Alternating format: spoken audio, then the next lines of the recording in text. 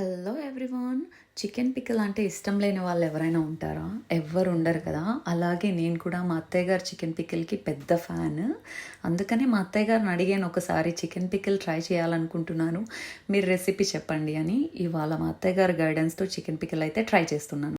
800 గ్రాముల బోన్లెస్ చికెన్ని మంచిగా శుభ్రం చేసేసుకొని చూపించిన విధంగా చిన్న ముక్కలుగా కట్ చేసుకొని ముందుగా కడాయి పెట్టుకొని అందులో కట్ చేసుకున్న ముక్కలన్నీ వేసేసి అర టీ స్పూన్ పసుపు, అర టీ స్పూన్ ఉప్పు వేసేసుకొని ఒక్కసారి బాగా కలుపుకున్న తర్వాత మూత పెట్టేసి ఒక 15 నిమిషాల పాటు మీడియం మంట మీద ఉడికించి ముక్క చెక్ చేసుకుంటే ఉడికింది అన్నప్పుడు ఇంకా ఆపేసుకుని నీళ్లు వంపేసుకోవాలి. దాని తర్వాత ఒక 150 ml అంత ఆయిల్ వేసేసి ఆ ఉడికిన ముక్కలన్నీ అందులో వేసి గోధుమ రంగు వచ్చేంత వరకు తిప్పుతూ వేయించుకుంటే సరిపోతుంది. మరీ ఎక్కువగా వేపుకుంటే మాత్రం డ్రై అండ్ క్రిస్పీగా అవుతాయి, గుర్తుంచుకోండి.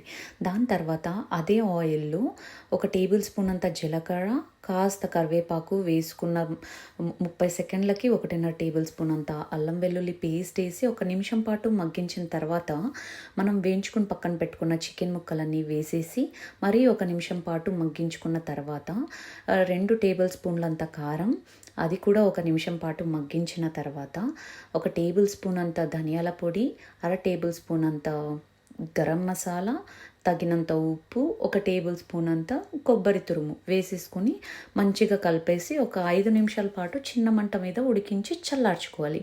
మొత్తానికే చల్లారిన తర్వాత అర నిమ్మపండు జ్యూస్ వేసేసి ఒక చిటికెడు జీలకర్ర మెంతుల పొడి వేసేసుకోవాలి.